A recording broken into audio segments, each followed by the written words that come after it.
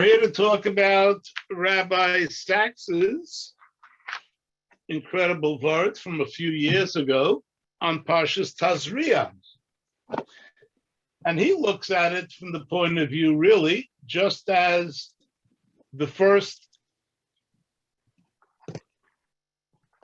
as he goes, the pasuk says, Isha ki Tazria, the older banim, and if it's a boy, after 8 days, the pasuk says, this is in Parsha Yud Beis, pasuk Gimel. On the 8th day, the flesh of his foreskin shall be circumcised. So this is not known, as he says, just as a milah, but we go to the point of making sure we say this is a brit milah. This is a covenant circumcision. This is why, because even before we came to Har Sinai, Jews have always had, from the time of Abraham, have always had bris milah as the sign of our connection to Hashem Yisbarach. Now, the first question he raises is, why circumcision? Of all ways that you want to make a bris, that you are devoted to Hashem, how do you pick circumcision? Not just a mitzvah, but the first sign of our covenant. And then the second question he asks is, why on the 8th day? Where does that come from? Technology. I'm sorry? And somebody's talking in the background. Oh, I thought she was responding to us.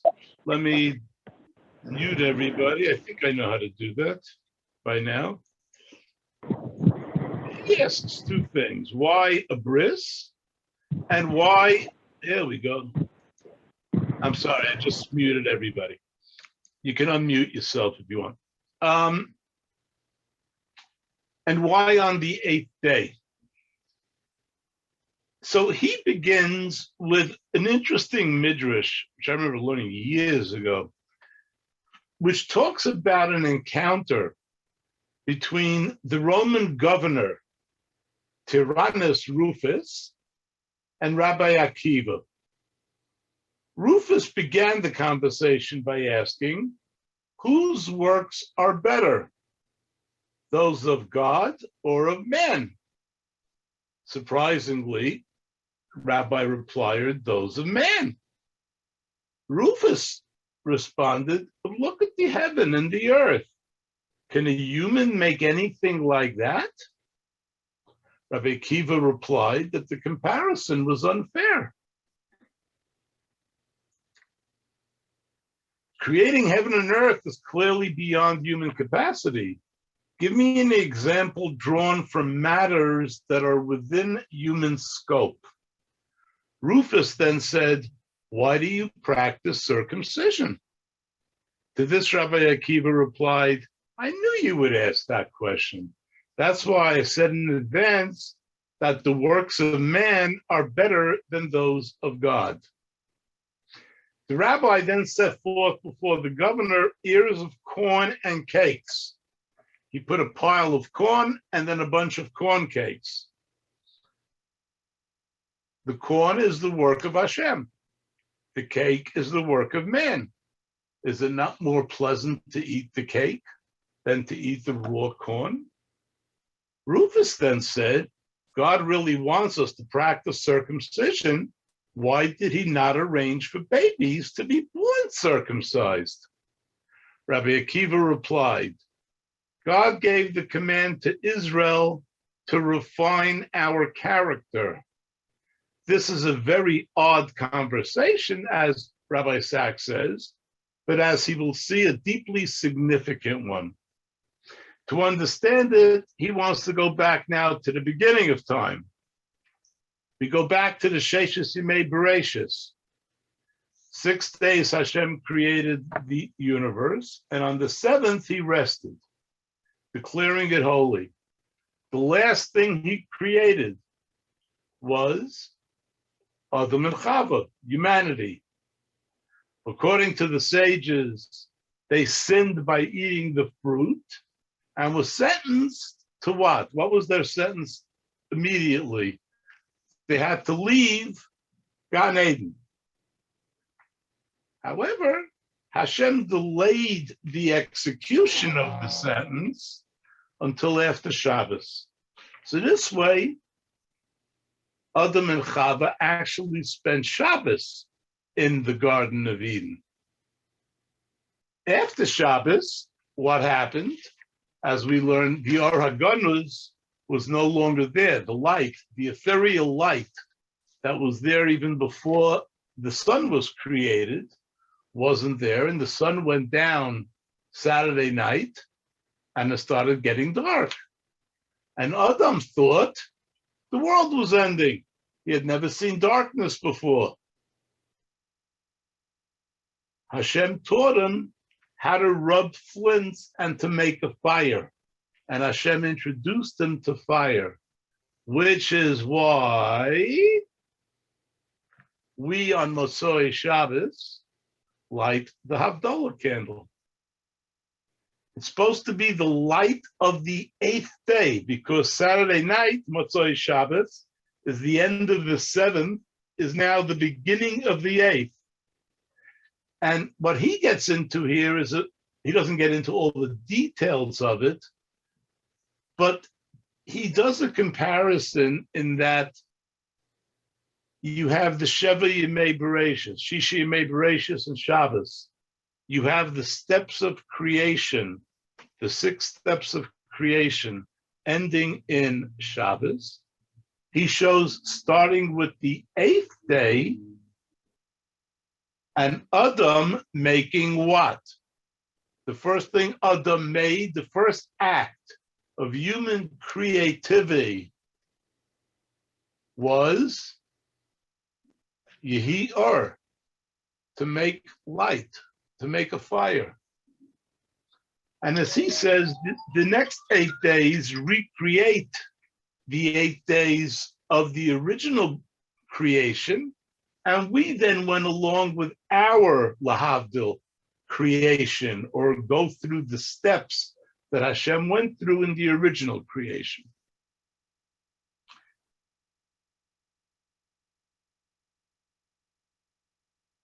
So,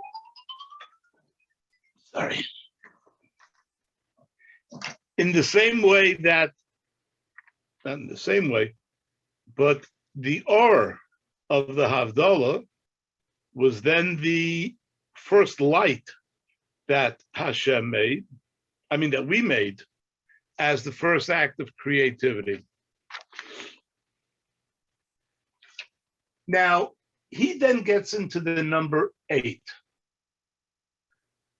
And if you think, let's think of a few things that we know of in Judaism where the number 8 appears. So obviously 8 goes beyond nature. You had the 7 days of the week that Hashem created man and everything else. You had Shabbos, and then man started his life of whatever, creation you want to call it, or whatever. But the 8th day was now beyond the natural, beyond the created world from Hashem. So where do we have 8 in Yiddishkeit that you know of? Go ahead, Yehuda, just yell it out, Yehuda. Circumcision. Circumcision, we started with that, is on the 8th day. What else is 8 days that we know of? Hanukkah. Hanukkah was 8 days, that this was also beyond nature in terms of the miracle of the light. Pesach. What else do we have that's 8?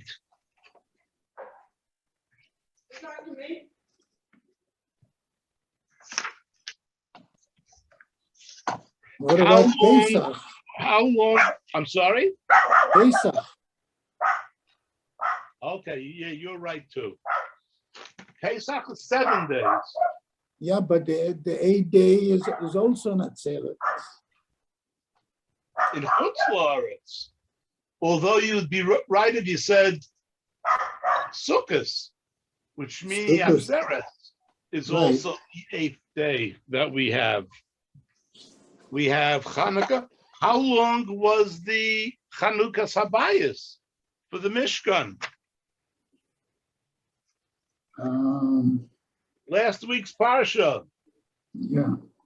V'hoya bayom hashmini. What happened on the 8th day of the Chanukah Sabayis is when the 2 oldest sons of Aaron died during that process. So 8 in itself, now, if you look at the Mishkan also, you will see, if you go through the construction and everything that was involved in the Mishkan, it really is a macrocosm for the entire universe. You can get down to it actually to the point where the universe is all around and ultimately converges on the Kodesh Kedoshim and on the Aron and on the Kruvim and on the place between those 2 Kruvim is where the Shekhinah manifested itself. Now, when he talks about a covenant and he talks about bris milah, unlike every human being got his bracha. We say all children are the provision of Hashem. The fruit of the womb, his reward, it says in Tillim. Yet it takes a human act, circumcision, to signal that the male Jewish child has now entered the covenant. And he says that's why it takes place on the 8th day, to emphasize that the act symbolizes is a human one, just as it was when the Jews at the foot of Mount Sinai said Na'aseh v'nishma. Now this is very different than whatever connection there was between the Goyim of the world and Hashem. Certainly a connection, we're all children of Hashem, but the difference is, as he says, it's very different than the universal covenant that Hashem made with Noah when they came out of the Teva. Its content was the 7 Noahide laws. Its symbol was the rainbow that Hashem said is going to be a symbol of my bris, that I'm never going to destroy the world again with water. But if you look at it, Hashem didn't ask anything of Noah. He just gave this to him. There was no reciprocal receipt. What makes a covenant is that each side says something. We said Na'aseh v'nishma, and Hashem gave us the Torah. So he said that's what it takes to be Jewish. It's a particular covenant of reciprocity with Hashem. Hashem calls, we respond. Hashem begins the work, and we have to complete it, but we're involved. He said, and that's what the big difference was between Rabbi Akiva and Tinius Rufus. In Rufus, the Greeks saw the gods as part of nature. They were all here. The sun, the sea, the sky, the earth, the seasons. These were all the gods. In Judaism, God is beyond nature completely and separate from it.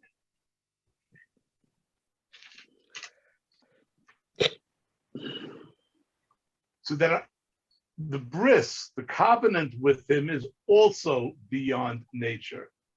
So for Jews, not everything natural, just because it's natural doesn't mean that it's good. War is natural. Conflict is natural, he says. Violent competition, to be the alpha, is natural, you can say. But Jews and others inspired by Hashem as Elokei Avraham believe, he quotes, it's interesting, Catherine Hepburn to Humphrey Bogart in The African Queen. Nature, Mr. Alnut, is what we are put in this world to rise above. The purpose, the mission of a Jew is to rise above nature. The Romans found circumcision totally strange because it was unnatural. Actually, they saw it as an abuse of what was perfect. They viewed the male body or the female body, the human body, as being perfect. As Rabbi Akiva said to the Roman governor, that Yiddishkeit, or God, values culture, not just nature. We don't live in a world where we just go about the way we were all created. We have something to strive for, something to move ahead for. And indeed, it was that Hashem left creation unfinished so that we can put our hand on it, our seal on it, so that we're involved in the two. So in some ways, we actually, lahavdil, become his partners. So now it goes back to the first question. Why do we do all this, and why does it involve circumcision? He goes right to Darwin. You know, you want to say Darwin? If Darwin was right, then the most primal of all human instincts is to seek to pass on one's genes to the next generation. That is the strongest force within nature. And therefore, circumcision symbolizes something to show that there is something higher than nature. Passing on our genes should not simply be a blind instinct or a Darwinian drive, he says. The Abrahamic covenant was based on sexual fidelity, the sanctity of marriage, the consecration of the love that brings new life into the world. And that's why we take it as kadosh. Hashem created physical nature, and that's the nature that we see in science. But he asks us to be co-creators with him of human nature. He quotes a very interesting pasuk from, not a pasuk, but Rabbi Mordechai, Alter of Ger, the Gerer Rebbe, the first Gerer Rebbe, asked, when Hashem said, "Let us make man," to whom was he speaking?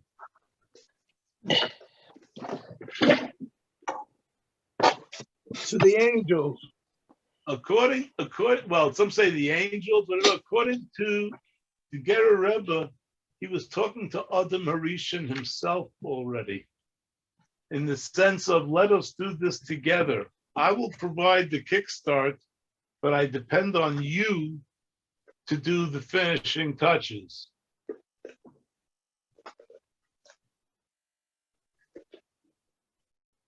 And he says, and that's took place on the 8th day. So 8 in our hashkafa represents all kinds of things beyond nature. Now in the Mishkan, we say the rules of space were miraculously suspended.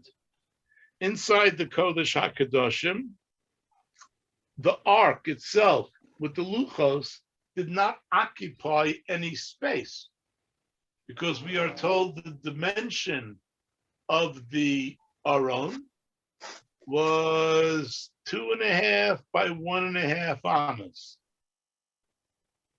And it sat in the middle of the Kodesh HaKadoshim, and it says from one end of the ark, there was 10 amos to the wall. From the other end of the ark, it was 10 amos to the wall. But the whole room was only 20 amos.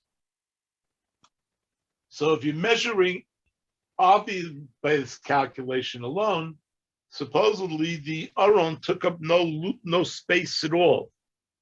That was also an 8. We said we had the Chanukas Habayis with Karbanos for 8 days. There were 8 poles used to transport the main vessels of the Mishkan.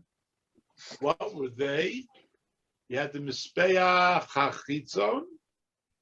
You had the Mizbeach on the inside. You had the Aron. And what else did you have that needed sticks? I think maybe the Kiyar, but I don't remember. He says there were 8 poles that there were 8 types of spices that we used. The Shulchan needed poles. I'm sorry? The Shulchan needed poles. The Shulchan had legs, right. Had poles, correct, I'm sorry. So there were 8 poles involved in carrying everything. They also talk about 8 days, Shmini Atzeres.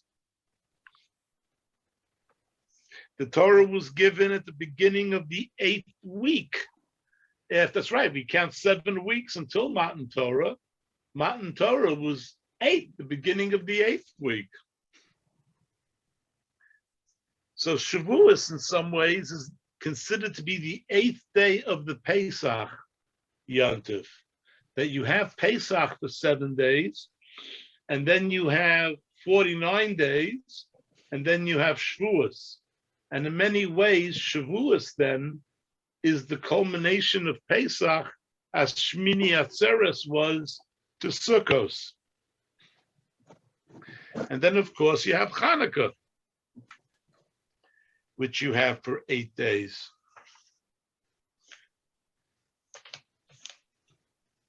Now we talk about, in terms of going forward, you have Mashiach. Mashiach is considered, let me just read this from here. The otherworldly stature of 8 alludes to transcendence, not only of the laws of the physical world, but also of our own limitations and errors. It refers to freedom from defilement, following cleansing through penitence. Also, when you're tameh, you have to be sprayed for 7 days, and on the 8th day is when you are tahar, when you are pure. When a Jew falls, he picks himself up. There's actually a saying, the righteous, tzaddikim, may fall 7 times, but he will arise. It's on the 8th occasion that he starts a new phase.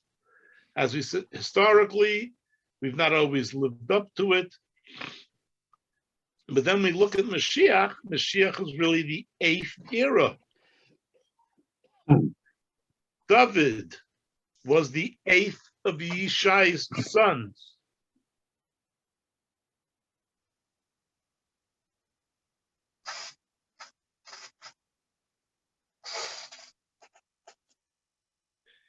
The Messianic epoch is intrinsically related to the number 8. In the year after the 7th, the son of David will come. He quotes from 53. Gemara Sanhedrin, 97a. The harp, belonging to the natural world, has 7 strings. Musical instruments in the era of Mashiach will be 8-stringed. Our present chord structure in music, I used to read music a long time ago, but I think also has 7 levels. So you're going to go to 8.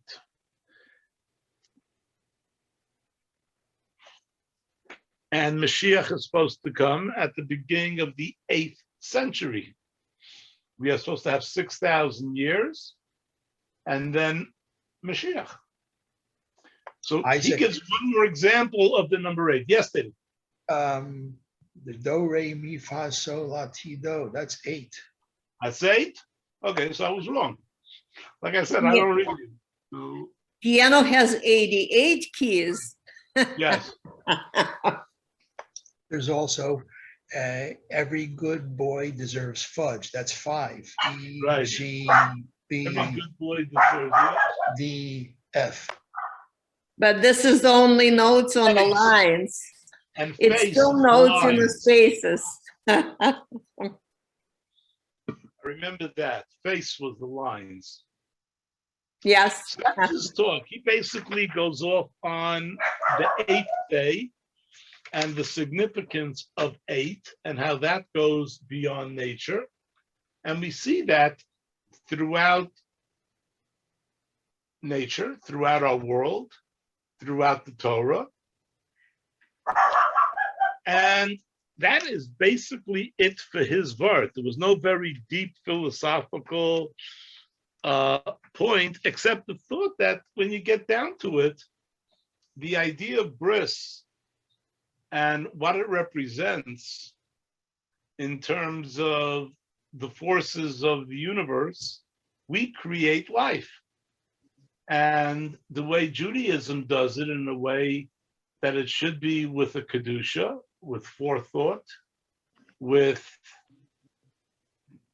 some kind of planning, we hope, and with the proper thoughts of what we're doing. Why are we introducing a new life into the world? It's also an interesting question.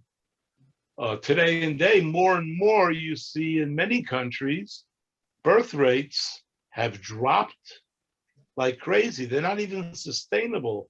I think I had read somewhere that for society to be sustainable, to replace just those that die, you need 2.5 per couple.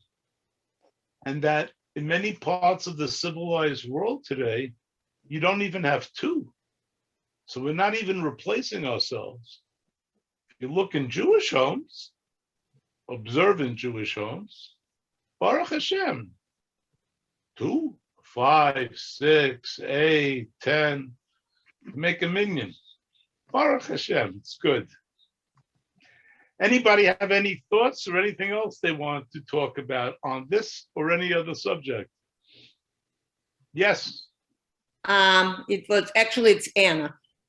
It was customary in this country for a long time to do it to every baby because it's considered for healthy reason. Most infections and most problems usually happen with, unfortunately, this part of skin. That's why it is. But just to summarize what you said, Rabbi Akiva reason was, first of all, because it's a special tradition for Jewish people to do it, just to separate them from the rest of other religion, or did I misunderstand you? No, or he that wasn't was getting into the separation. He was talking also just about the reciprocal nature. Unlike a bracha that Hashem gave to mankind after Noah. He said, go out and be fruitful, you're allowed to eat meat. Here are your 7 mitzvos, go forth. Mwah.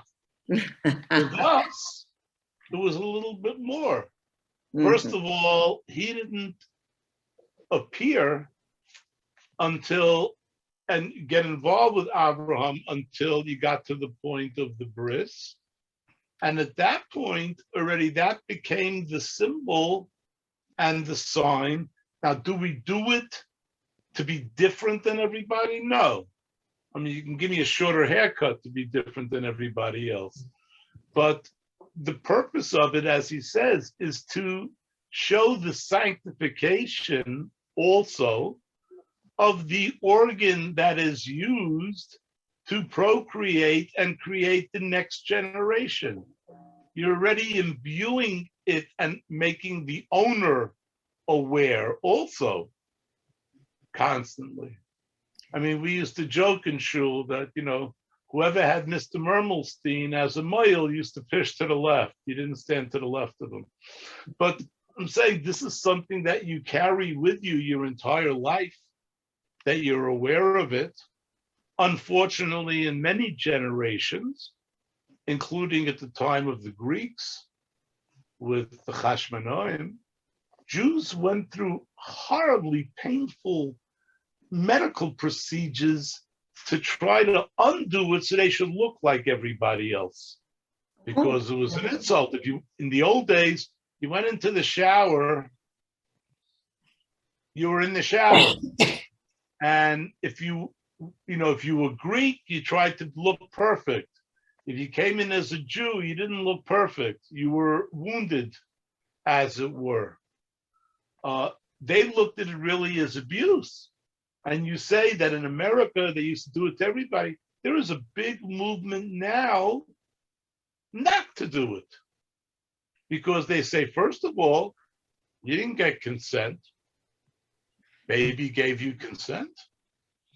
And the parents, could they, they're looking for ways to undo Mila. In some places, they've already done it, or push it off. They push it off to 30 days. It's the same thing as stopping it. Yeah, They're not gonna follow. But do you see it, first of all, in the reason that they do not give consent? Actually, children don't give consent even when they're able of communicating, because parents are responsible for them until they're 18, even legally. But the second question that I had was, do you see any connection between sacrificing and this act or not? Everything is connected. Everything is connected. There is nothing outside of the normal flow, and everything and all the energies and everything that we do as Jews connects to everything. So you're asking me what? If the carbon that you brought on them is Bayach connects to my bris milah? My question is that because the sacrificing is not practiced anymore, it was a special sign of a Jewish person to admit his connection to, to do some kind of, gift to God. Is this something that a Jewish family believes or not? I was really No. The idea of a gift to God is pagan. That's a pagan mentality. That's avodah zarah. That's making altars and bribing the gods to be good. If I give you something, you're going to be good to me. I'm giving you something. No, it's not what I meant. I'm not, I don't mean it as a bribe or a gift. It's like a sign of commitment. It's a sign of, yes, true connection, because that's what my child will have for the rest of his life. Oh, and yes, it's a start. Yes, but not the carbon. The sacrifice in the temple is a different kind of connection, and I'm sure you can find a lot with the numerology and everything else that it's all related. We don't have disjointed things in Torah that don't have a connection. It's all one complete connection.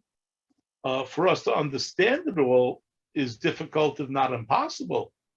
I mean, that's why even in the mitzvos we have certain ones that are just testaments. I am doing this to show Hashem created the world. I am doing this as a testament that Hashem took us out of Mitzrayim. I am doing this as a testament that Hashem gave us the Torah. Those are certain kinds of mitzvos that are testaments. Then you have mitzvos that are normal for society. Don't steal, don't rob, don't murder, don't do this, don't do that. Honesty, because you want society to be able to operate.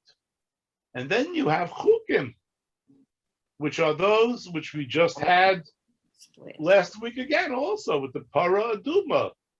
Go figure out what a red cow has to do with making me pure from a tumah that I got from touching a dead body. But it does. But these are, I try explaining to people now, there are lots of things we know and that we use even though we don't see it. Like I talk to people, teenagers, whatever. I believe in God. Do you believe in microwaves? I don't see microwaves. You don't feel microwaves. The end is we only believe it because we see the result of the microwaves, we think. And therefore we say, well, it must be. HaKadosh Baruch Hu does the same thing for us, but with obvious things. So obvious that we take it for granted.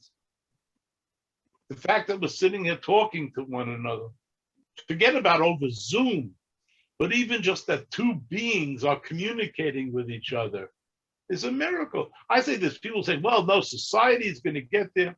With all the advances that society has gone through in the last, I don't know how long you want to say modern society is, 500 years since the printing press, with all the inventions and all the medicines and all the electronics and everything, we've never created anything that's living. Nothing. Isaac, Take something that's living, yes, Ben. you were talking before about reciprocation, and you mentioned Noah. About what? Reciprocating. I didn't hear the last word. Reciprocating, he said. It's Oh, only one reciprocating. word. Noah, Only there one was word. no There is no last reciprocal. word. Right, Yeah, there was but no. There was Noah no- did. Noah did receive reciprocation because he believed in God. He built a boat, and God kept him alive, the only one that survived the flood. So there was a give and take there. There was a give out in his time that he built the ark to save his No, own neck. he's believing God that the flood is coming and you should build a boat. He did. He put all those years to build a boat, and then he got his life for it. He survived. But there was no reciprocal deal going forward. There was no connection. Why not? If He survived. Then What that's about going forward. what about the sacrifices he brought after he got off the ark? we all bring sacrifices, but that's really more not as a gift even. It's we will say a thank you. It's a recognition. It depends on what the sacrifice is for. But there still is no deal that was made. There was a deal that he brought a carbon. there was a deal that there will be no more floods. But not based on anything that Noah had to say. Hashem opened the door and said, go out. Okay. I will not bring another flood. And then Noah built his. And Oh. Noah, in reciprocation, has to now fulfill 7 Noahide laws. So there's Right. always a give and take. But there's nothing that was required of Noah to answer. You don't have anything in Chumash that Noah said or did anything with Hashem to make a bris, to make a covenant, to make a contract. We have a contract with God. Right. Right. We have a contract. Noah was before us. He didn't get to that point yet. Okay. Abraham came later. So Right. Right. And Abraham was the first to make that covenant. right.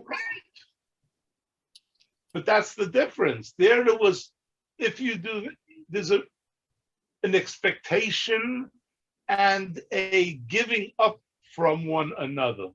And His sons had the yeshiva. They were running the yeshiva. What? What? His sons had the yeshiva, didn't they? Shem and Aver. Well, Shem was the grandfather and Aver was the grandson. Yeah. Yeah. Okay. So Yeah, I'm just saying children. there was a connection and there was a give and take there. Fine, but I'm saying there is nothing in the Torah that shows a bris, shows. No, the bris was Abraham was the first bris. Okay, so we did, that's why we call it the bris milah. And that Yeah, is on yeah. the 8th day, which shows beyond nature Yeah, and our efforts to go beyond nature and our expectations.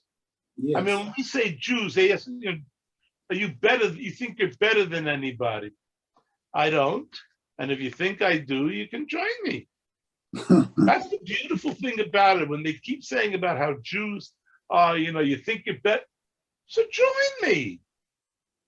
Do what No, I wait have. a minute. No, they have to be good enough to join because the Jews don't accept everybody right away. They have to I'll agree to a worry lot about of things to When join. there are lines, I'll worry about it. When there are Okay. lines, there's nothing you can do about it. That's the problem. Okay. I think That's- Susan wants to say something. Yes. I just want to make a quick comment that you just said that we're expected to go beyond nature. To go beyond nature, we have to understand it. That's critical, critical. Yeah. Very hard. Understanding nature to be able to go beyond it. But the trick is in understanding nature to include the extra that you don't necessarily see, but is there. When you see the unity, you can look at a seed till tomorrow. Go figure out that that's going to be a tree in a while. And from where? And how? And from what? And how could it possibly be? Or a flower. We take this so much for granted that, we don't even think about it. And in a way, we do it also because we can't do it.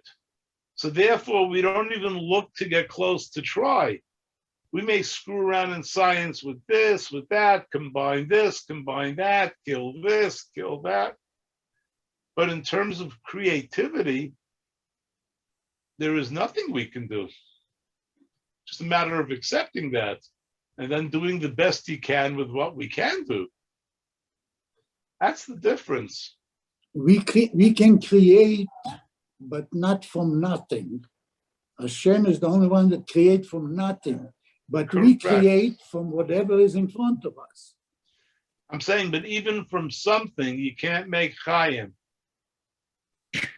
You can have all the soup you want. You ain't making chayim. And I said that a while ago, and it just flips me out more and more when I think about it, that the original blow that Hashem did to Noah, Isaac, don't be so sure because they have test tube babies now. I worked on that. I worked on it, and it's life, creating life. What? You can From mix eggs, from eggs and sperm. mix sperm in an egg in a test tube. I don't care about that. But you need a living sperm and you need a living cell. Yeah, you create from what you have. That's what I said. I'm saying, but then you're already using all you can do. The most we can do. We cannot do creation. We can do Yitzira. No, we cannot create from nothing. We can create, but we cannot create from nothing. We have to create from something that's ready for us. But that's not creating. Look, That's there's people inventing internet. Yes, that's forming. That's created from something. It's not from nothing, but it's creation. Yes. It wasn't there before. Living, but it's not living. You're No, forming. it's not things. living. The living, I gave you another example. You can build anything you want. You can form Yeah, anything. that's what I'm saying. You can create. You keep saying creation, and I'm telling you, you're not creating. You're only forming. You're putting together things. You're not creating anything new. You're not creating, you're creating new things from what's available to you. You're not creating from nothing. That's all, the only difference. Okay. You're both saying the same thing. Yeah, we are. I still think. use the word create for that. That's all. Good. Okay. Any other thoughts? Any Before other- Pesach, how many multiples? You divide 8 in half, you get 4. How many 4s do we have in Pesach? You do lots of 4 things. with numbers. sons. What? 4 sons. Yeah, my father used 4 to look cups at me. of I was the wine. oldest.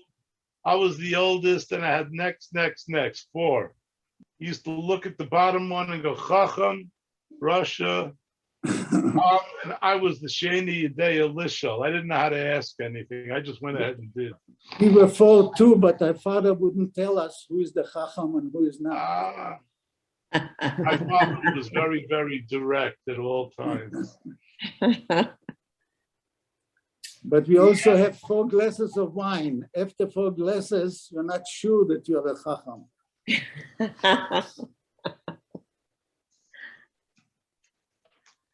Yep.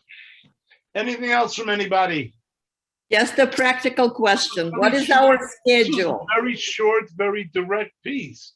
There's nothing that deep in here, except when you go off into the 8s and start thinking about all the other things outside of nature that we deal with. But the concept of that we have to look beyond nature. Everything we do is with a connection to the Borei Olam, which is outside of nature. And therefore that it should be a lot easier for us to talk or think about these concepts than it would be for anyone else.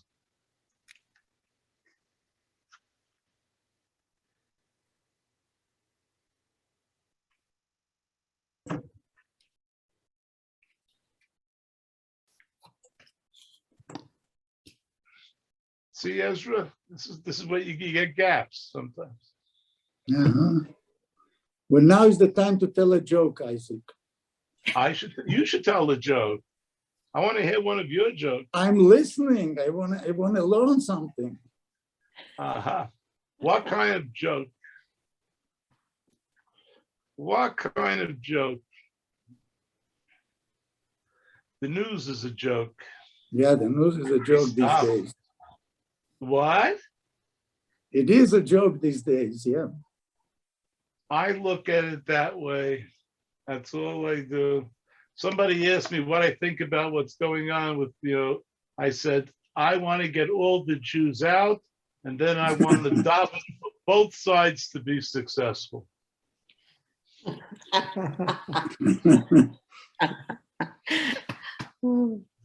don't know if it will be answered. That's my tefillah. They should both be successful. I just want to get my people out of the way. That's all. Yeah. It's interesting. I mean, if you stop and think about it, you want to talk about outside of nature. Well, I'm not even talking about days Mashiach. The problem I think is with everybody is that we all look at this. It's what I call the Super Bowl halftime show version of Mashiach. We want to sit back and wait until we hear a shofar. Hark, is that a shofar I hear? Run outside and watch the sky split and something happens. Somebody on a donkey, somebody flying, building. We want a Super Bowl halftime show. But I don't think that's what it's all about. I think ultimately we are the ones that bring the Mashiach. And if you think he's close, then we just have to do that extra little bit. Doesn't take much every day, just that extra little bit, because there's something in the air. And if more people did that, it would bring it a lot closer. And that's the way I look at it. I mean, COVID, it can affect you terribly, unfortunately. I know people that have passed on and whatever. And my attitude infuriates my wife because she says you can't be that calm over everything. I said, I'm not that calm over everything. I get torn up inside, but in terms of looking at what's going on, I have no control. Who's it that said? Somebody said when he started, he wanted to change the country. He was going to change the world. He's a young man who was going to change the world. Then he was going to change the country. I think it may have been the Chafetz Chaim. Then he was going to change his country. Then he was going to change his state. Then he was going to change his city. Then he was going to change his neighborhood. And then he realized the only one he could really change is himself. So I've been spending a lot of time trying to do that. I don't take blame for anything because I'm not in control. And I don't take credit really for much of anything because I'm not in control. The only thing I have control over is me. And that's it. So sometimes the less I do, the better. Sometimes you got to do more. And you pick your mission, you do what you need to, and you daven a lot. That's all you can do.